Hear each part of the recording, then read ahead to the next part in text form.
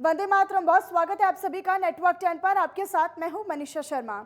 यवतमाल में भावना गवली समूह शिंदे समूह में शामिल हो गया है, जिसके बाद यवतमाल में भी उद्धव ठाकरे को बड़ा झटका लगा है। शिंदे समूह में शामिल होने की घोषणा भावना गवली समर्थक नगर सेवक पिंटू बांगर ने की है और इसी दौरान बाबुल गांव नगर पंचायत के पार्षद, शिवसेना उप जिला प्रमुख और युवा सेना जिला प्रमुख शिंदे समूह में कई कार्यकर्ता शामिल हुए।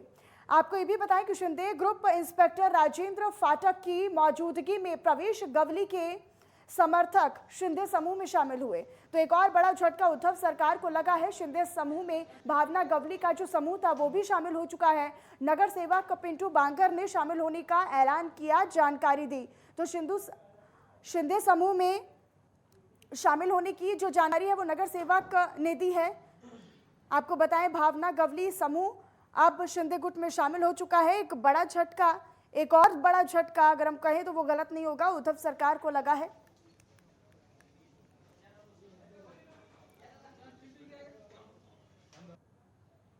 तो नगर सेवक पिंटू बांगर ने शामिल होने की घोषणा भी की है और साथ ही साथ जानकारी भी दी है। समझा जा सकता है कि शिंदे गुट को एक ताकत और मिली है, विस्तार और हुआ है, लेकिन कहीं ना कहीं उद्धव ठाकरे की सरकार को एक और बड़ा झटका लगा है। तो यवतमाल में भावना गवली समूह शिंदे समूह में शामिल हो गया है, जिसके बाद यवतमाल में भी उद्धव ठाकरे को एक और बड़ा यहाँ पर झटका लगता हुआ नजर आया है। आपको बताएं कि शिंदे समूह में शामिल होने की घोषणा भावना गवली समर्थक नगर सेवक पिंटू बांगर ने की है और इसी दौरान बाबुल गांव नगर पंचायत के पार्षद, शिवसेना उप जिला प्रमुख और युवा सेना जिला प्रमुख शिंदे समूह में कई कार्यकर्ता शामिल हुए हैं। निश्चित तौर पर एक बड़ा झटका उद्धव सरकार को, ठाकरे सरकार को, लेकिन एक और बड़ा विस्तार और एक और बड़ी मजबूती शिंदे गुट को मिली है। शिंदे ग्रुप इंस्पेक्टर राजेंद्र फाटक की मौजूदगी में प्रवेश गवली के समर्थन शिंदे समूह में शामिल हुए हैं।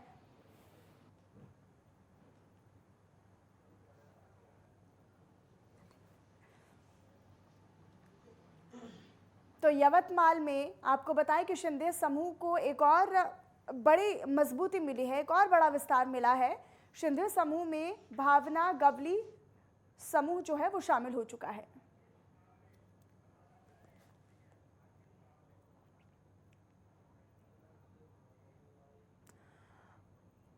अर्पित हमारे सहयोगी हमारे साथ जुड़े हुए हैं ज्यादा जानकारी के लिए। अर्पित, किस तरीके से देखा जाए कि एक और बड़ा समूह जो है वो शिंदे गुट में शामिल हो चुका है, निश्चित तौर पर एक बड़ी मजबूती मिली है, लेकिन साथ ही साथ ये भी सोचना होगा कि उद्धव ठाकरे सरकार को एक और बड़ा झटका लगा है यवतमाल में। जी जी जी, यवतमाल में बहुत बड़ा झटका मिला है मनीषा। जिस तरह, हेलो जी जी जी अर्पित, हाँ, जिस तरह अभी उद्धव ठाकरे ने जैसे घोषणा की है कि भावना गवली और पहले जो विधायक रह चुके हैं यवतमाल के संजय राठौड़, उनको अभी पक्ष से हटा दिया गया है।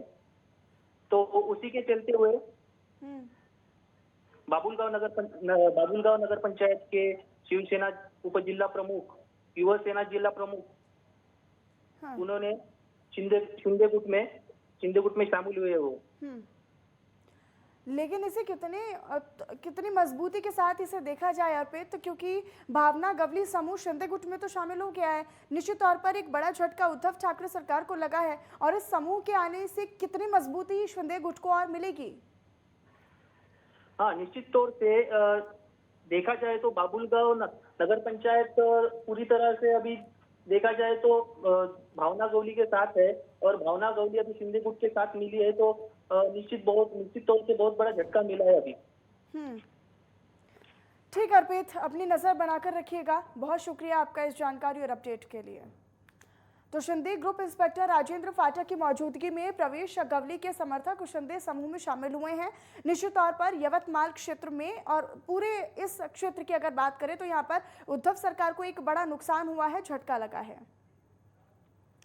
देश के 15वें राष्ट्रपति के चुनाव के लिए मतदान जारी है और इस मतदान में कुल 4,800 निर्वाचित सांसद और विधायक हिस्सा ले रहे हैं। आपको बताएं कि चुनाव में राजग उम्मीदवार द्रौपदी मुर्मू की जीत और इसके साथ ही देश के शीर्ष संवैधानिक पद पर पहली बार आदिवासी महिला की ताजपोशी तय है। 27 दलों के समर्थन के साथ द्रौपदी मुर्मू का पलड़ा भारी है। वहीं महज 14 दलों के समर्थन के साथ ही यशवंत सिन्हा को करीब 3.62 लाख वोट ही मिलने की उम्मीद है। राष्ट्रपति चुनाव के लिए महाराष्ट्र के सीएम एकनाथ शिंदे ने मिशन 200 को अपने हाथों में ले लिया है। बीजेपी और शिंदे खेमे के पास कुल 170 विधायक हैं। शिवसेना के समर्थन देने की घोषणा से यह संख्या 185 विधायकों तक पहुंच गई है।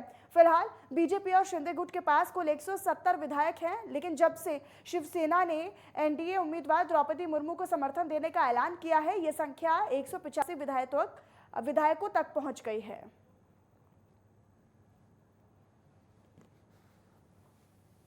समाज के अंतिम पंक्ति से जिस प्रकार श्रीमती द्रौपदी मुर्मू जी को देश के यशस्वी प्रधानमंत्री जी के नेतृत्व में एनडीए ने अपना उम्मीदवार बनाया और एनडीए के उम्मीदवारी घोषित होने के बाद आपने देखा होगा कि देश के कई जो दल हैं, अन्य दल भी, एनडीए से अलग दल भी इनको समर्थन देने का काम किया है। श्रीमती द्रौपदी मुर्मू जी भारी मतों से चुनाव जीतकर देश की राष्ट्रपति बनेंगी। मैं उनको अग्रिम शुभकामना देना चाहता हूं, बधाई देना चाहता हूं।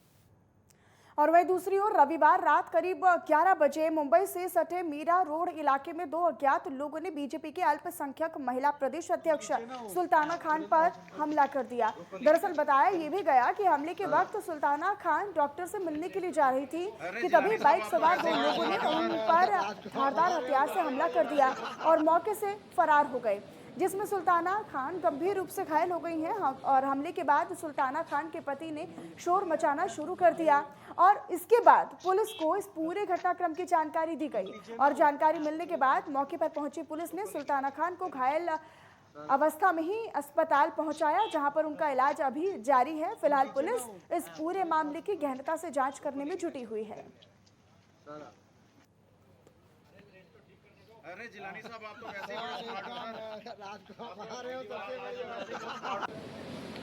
ये तो जानलेवा हमला था, बट ऊपर वाले की दया से किस तरीके से बच गई, सिर्फ वो ऊपर वाले की मेहरबानी और जो चाहने वाले उनकी दुआओं से बस बच गई। वो तो मैडम हमारी बता सकती हैं, सुल्ताना खान जो हमारी वाइफ हैं वही बता सकती हैं कि असली का वजह क्या है, कारण क्या है, क्योंकि पूरा मैं खुद ड्राइव कर रहा था और टारगेट उनको ही किया गया था।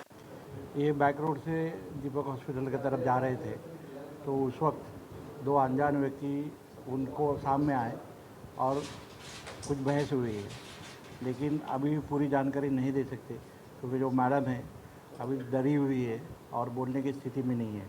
उसके लिए हमने डॉक्टर साहब से भी ओपिनियन लिया है कि patient is not conscious to give statement. जब मैडम स्टेटमेंट देगी पूरा, उसके बाद ही आगे क्या है हमारे वरिष्ठ अधिकारी आपको बताएंगे। और वहीं सरकार प्रशासन नागरिकों को स्वच्छ पानी उपलब्ध करवाने का दावा कर रहा है, जिसके लिए जिला परिषद ने करोड़ों रुपए की जलापूर्ति योजना लागू कर दी है। लेकिन आज भी अमरावती के कुछ इलाके ऐसे हैं जहां पर पानी की समस्या की तस्वीर सामने आ रही है। तस्वीरें भी आपको दिखा रहे हैं, जहां से पानी के साफ पीने के लिए साफ पानी की लगातार मांग की जा रही है, लेकिन साथ ही साथ तोरणवाड़ी में नागरिकों को मिलने वाला पानी पीने के लायक नहीं है। इसकी जांच भी की जा रही है। हालांकि मांग की गई, लेकिन अभी तक इस पर कोई भी कार्रवाई प्रशासन की तरफ से या फिर संबंधित विभाग की तरफ से नहीं की गई। लगातार हो रही भारी बारिश से यहाँ के पेयजल स्रोतों में दूषित पानी जमा होता नजर आ रहा है। मेलघाट के दूर दराज के गांवों में आज भी लोगों को दूषित पानी का इस्तेमाल करना पड़ रहा है। चिखलदरा तालुका के दूर दराज के गांव के लोग दूषित यानी गंदा पानी का इस्तेमाल करने के लिए मजबूर हो रहे हैं और इसकी एक तस्वीर तोरणवाड़ी गांव से सामने आ रही है। तस्वीरें लगातार आपको दिखा रहे हैं, देखिए कितना गंदा पानी है, लेकिन फिर भी लोग इस पानी को इस्तेमाल करने के लिए मजबूर हो रहे हैं क्योंकि कोई भी कार्रवाई संबंधित विभाग की तरफ से की नहीं गई है। आरोप ये भी लगा है, लगातार प्रशासन से गुहार भी लगाई जा रही है, लेकिन प्रशासन इस तरफ कोई भी ध्यान नहीं दे रहा है। 5 डोगरी और कोयलारी गांव में डायरिया और ऐसी ही अनेक बीमारी फैल गई हैं और साथ ही दूषित पानी पीने से 4 लोगों की मौत भी हुई है। लेकिन वाकई में चिंता का विषय है और मांग लगातार की जा रही है कि इस पूरे मामले को लेकर जांच की जाए, कमेटी बिठाई जाए, लेकिन इस पर अभी तक कोई भी कार्रवाई या फिर कोई भी संज्ञान नहीं लिया गया है। फिलहाल बुलेटिन में वक्त एक छोटे से ब्रेक का है, आप बने रहिएगा नेटवर्क 10 के साथ।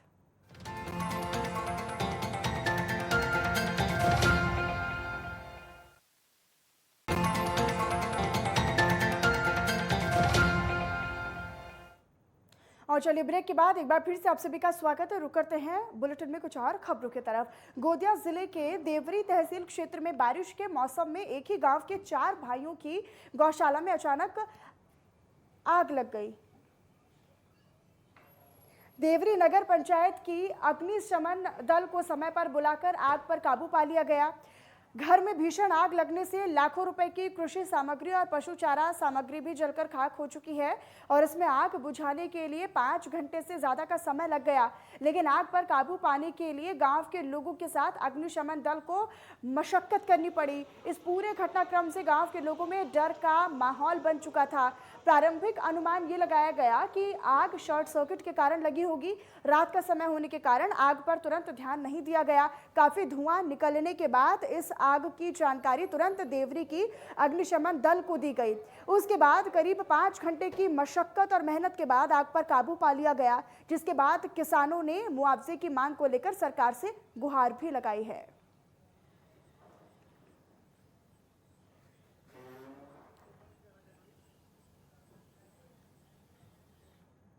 और वहीं पुणे के पिंपरी मिलिट्री डेयरी फार्म पर बहुचर्चित रेलवे फ्लाईओवर निर्माण का रास्ता आखिरकार साफ हो चुका है। दरअसल इसको लेकर मनपा के BRTS विभाग की तरफ से 58,57,30,577 रुपए का टेंडर जारी किया गया है। ये जानकारी पूर्व नगर सेवक संदीप वाघेरे ने दी है और जल्द ही पुल का जो काम है वो भी शुरू कर दिया जाएगा। आपको ये भी बताएं कि तत्कालीन नगर सेवक संदीप वाघेरे ने अधिकारियों को रेलवे फ्लाईओवर स्थल और अन्य कार्यों का सीमांकन तत्काल कराने के निर्देश दिए हैं।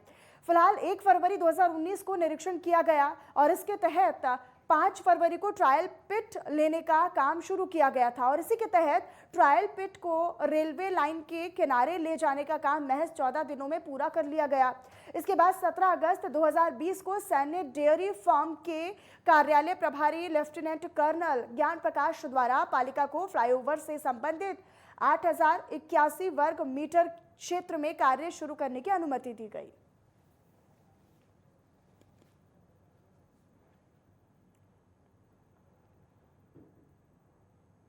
और वहीं अकोला जिले के अटल बिहारी वाजपेयी उड़ान पुल पर अज्ञात वाहन ने बाइक में टक्कर मार दी, जिसमें पेट्रोल पंप के पास फ्लाईओवर से बाइक सवार एक युवक नीचे गिर गया और उसकी दर्दनाक मौत हो गई, जबकि बाइक पर सवार दूसरा व्यक्ति गंभीर रूप से घायल हो गया है। और इसी दौरान आसपास के लोगों ने घायल को सरकारी अस्पताल में इलाज के लिए भर्ती करा दिया, जिसके बाद पुलिस ने मृतक के शव को कब्जे में लेकर पोस्टमार्टम के लिए भिजवा दिया है और पूरे मामले की जाँच की जा रही है। इसमें लो नहीं अंगना उसमें पानी भर लगा हुआ है ना। और अब बात बारिश की करेंगे, जहां पर महाराष्ट्र में इस वक्त बारिश से हाल बेहाल हो चुके हैं। कई जिलों में बाढ़ जैसे हालात हैं, जिसकी वजह से लोगों का जीना मुहाल हो चुका है। लोग घरों में कैद रहने के लिए मजबूर हैं। आपकी टेलीविजन स्क्रीन पर दिख रही है 5 तस्वीरें महाराष्ट्र के अलग अलग हिस्सों की हैं, जहां इस वक्त बाढ़ का कहर भी देखने को मिल रहा है। पहली तस्वीर नासिक जिले की है, जहां पर बारिश ने लोगों समेत प्रशासन के लिए मुसीबतों को बढ़ा दिया है। करोड़ों रुपए खर्च करके हाल ही में बनाए गए शहर के लगभग सभी रास्ते पहली ही बारिश में धराशाही हो चुके हैं, जिससे कि शहर में वाहन हादसों की संख्या में बड़ी तेजी के साथ इजाफा हो रहा है। वहीं दूसरी तस्वीर नांदेड़ जिले की आपको दिखा रहे हैं, जहां पर भारी बारिश के कारण 2 दिनों से पर्यटकों के लिए बंद सहस्त्रकुंड झरने को पर्यटकों के लिए खोल दिया गया है। आपको ये भी बताएं कि रविवार को सहस्त्रकुंड झरना पर पर्यटकों की भारी भीड़ उमड़ पड़ी। अगली तस्वीर चंद्रपुर जिले की है, जो आप देख रहे हैं तीसरी तस्वीर, जहां पर कोरपाना तालुका के नंदा में नाले में बाढ़ आ गई। ये रास्ता आगे कोरपाना आदिलाबाद राष्ट्रीय राजमार्ग से जुड़ता है, लेकिन इस मार्ग पर बना 12मासी नाला विकास में रोड़ा बन गया है। बैलगाड़ी तेज बहाव में बह गई है। और इसके बाद जो तस्वीरें आपको दिख रही हैं वो अकोला जिले की हैं, जहां पर बालापुर के बीचों बीच से बहने वाली मन भिकुंड और महंस नदी का जलस्तर बढ़ चुका है और आधा बालापुर पानी में डूब चुका है। और सबसे आखिर की यानी 5वीं तस्वीर हिंगोली जिले की है, जहां पर कल रात जहां भारी बारिश के चलते लोगों की परेशानी काफी हद तक बढ़ गई है। किसानों को फसलों को लेकर टेंशन बढ़ी हुई है और किसानों की जो फसलें हैं वो भी काफ़ी नुकसान झेल रही हैं। तो ये 5 तस्वीरें आपको दिखा रहे हैं जहाँ पर जगह जगह पर बाढ़ जैसे हालात हैं और भारी बारिश से जो प्राधिकरण के द्वारा किए गए दावे वादे हैं वो भी पूरी तरीके से फेल हैं और साथ ही साथ किसानों की जो फसलें हैं उनको भी नुकसान पहुंच रहा है। और वहीं आगे बढ़ते हुए बात करेंगे नासिक शहर की, जहां पर भारी बारिश ने लोगों समेत प्रशासन के आगे कई मुसीबतें बढ़ा दी हैं। दरअसल करोड़ों रुपए खर्च करके हाल ही में बनाए गए शहर के लगभग सभी रास्ते पहले ही बारिश में खराब हो गए हैं, जिससे शहर में वाहन हादसों की संख्या बड़ी तेजी के साथ बढ़ भी रही है। ज्यादातर सड़कों की पहली परत पूरी तरीके से उखड़ गई है, जिसके कारण रास्तों पर बड़े बड़े गड्ढे भी बन गए हैं। तस्वीरें भी आपको दिखा रहे हैं, सड़कों पर जिस तरीके से गड्ढे बने हुए हैं उससे आवाजाही करने में लोगों को भी परेशानियों का सामना करना पड़ रहा है और इसी के चलते शहर में गाड़ी चलाने में बहुत मुश्किलों का सामना लोगों को करना पड़ रहा है। इसके अलावा आपको बताएं नासिक पुणे हाईवे, दत्त मंदिर रोड और दसक गांव की भी यही हालात है, जहां पर बगल से गुजरने वाले दसक डीपी रोड पर हालात इतने बिगड़ चुके हैं कि यहां से सुरक्षित आवाजाही संभव ही नहीं हो पा रही है। अब ऐसे में बीजेपी के मंडल अध्यक्ष हेमंत गायकवाड़ समेत बीजेपी शहर सचिव राजेश आढाव ने इस मामले में आवाज उठाई है और प्रशासन से हालात जल्द से जल्द बेहतर करने की मांग की है।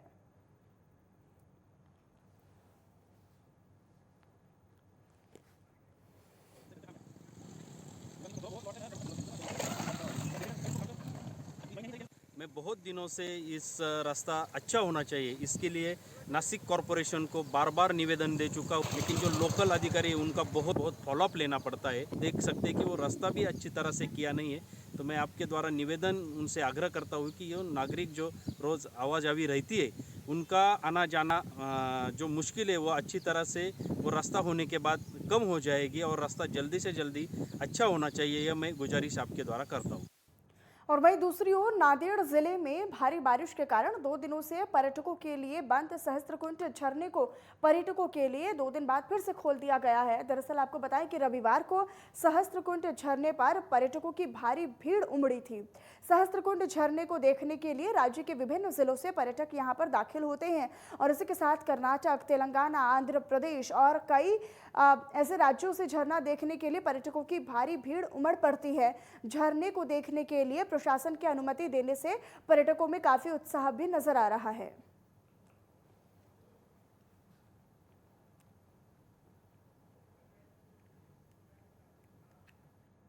और वहीं चंद्रपुर जिले के कोरपाना तालुका के नंदा में नाले में बाढ़ आ गई। पिछले 10 दिन से यह नाला है वो बाढ़ के पानी से भर चुका है। पुल के दूसरी तरफ के 7 से 8 गांवों को इस नाले को पार कर शेत शिवार जाना पड़ता है। पिछले 15 साल से इस नाले पर पुल बनाने के ग्रामीणों की मांग को सरकार ने रोका हुआ है और यही सड़क आगे कोरपाना आदिलाबाद राष्ट्रीय राजमार्ग से जुड़ती है, लेकिन इस मार्ग पर बना 12मासी नाला विकास में रोड़ा बनकर सामने खड़ा है। आपको बताएं कि बैलगाड़ी तेज बहाव में बह गई है। तस्वीरें भी आपको दिखा रहे हैं जिस तरीके से हादसे बाढ़ के कारण यहाँ पर हो रहे हैं। बैलगाड़ी में सवार 2 लोग आवश्यक कृषि कार्य के लिए बाढ़ से गुजर रहे थे और नदी किनारे ग्रामीणों की मदद से बैलों और गाड़ी में दोनों लोगों की जान बचाई गई। आज़ादी के अमृत महोत्सव के दौरान भी प्रशासन की साधारण संचार समस्याओं की अक्षम्य उपेक्षा की तस्वीर है।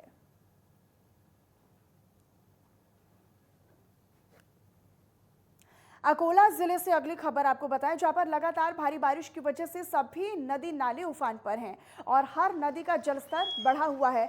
बात करें बालापुर की तो बालापुर शहर के बीचों बीच से बहने वाली मन विकुंठ और मनहंस नदी का जलस्तर भी बढ़ चुका है और भीमकुंड समेत मन नदी के आपस में मिल जाने की वजह से आधा बालापुर शहर पानी में डूब चुका है। वहीं सुबह 7 बजे से बिजली सेवा बंद है। बालापुर शहर दोहरी मार झेल रहा है। पारस में पावर प्लांट बंद होने की वजह से बालापुर शहर के बीचों बीच पानी को रोका गया है, जिसकी शिकायत कई बार नागरिकों ने की है, लेकिन इस तरफ प्रशासन ने कोई भी ध्यान नहीं दिया है, जिसकी वजह से किसानों की फसलों को भी नुकसान हो रहा है।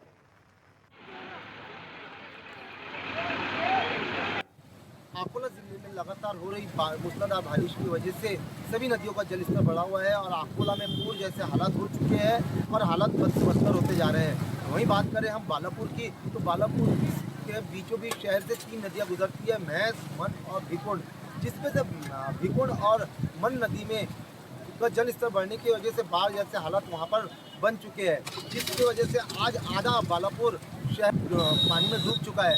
और आपको बताना चाहूँगा कि भिकुंड और मन नदी दोनों ही नदियों का जल स्तर बढ़कर दोनों एक जगह मिल गई है, जिसकी वजह से आज हालात बालापुर के बद से बदतर होते नजर आ रहे हैं। पावर प्लांट होने की वजह से वहाँ पानी रोका जाता है, जिसकी वजह से आज बालापुर शहर के हालात बिगड़ रहे हैं और आधा बालापुर शहर डूब गया है। कई बार नागरिकों ने इस मामले में शिकायत भी की है, लेकिन प्रशासन कहीं ना कहीं लापरवाह इसमें नजर आया है। फिलहाल रिलीफ बालापुर वालों को मिलती नजर नहीं आ रही है और प्रशासन की तरफ से भी कोई उपाय योजना यहाँ पर होते हुए नजर नहीं आ रहे हैं। नेटवर्क 10 के लिए मैं शाहिद इकबाल, अकोला से। और अब बात हिंगोली जिले की करेंगे, जहां पर कल रात से हुई तेज बारिश से लोगों को काफी परेशानियों का सामना करना पड़ रहा है, तो वहीं दूसरी तरफ किसानों की फसलों को भी नुकसान हो रहा है। सुबह से ही कल मनूरी तहसील में हल्की बारिश जारी है, हालांकि नदी नालों में पानी का बहाव अभी सामान्य है। पिछले हफ्ते हुई भारी बारिश से कुछ गांवों का संपर्क भी टूट गया था। साथ ही साथ नदी नालों के किनारों की फसलों को भी भारी मात्रा में नुकसान पहुंचा है। अब एक बार फिर से हुई भारी बारिश से किसानों की चिंता बढ़ गई है।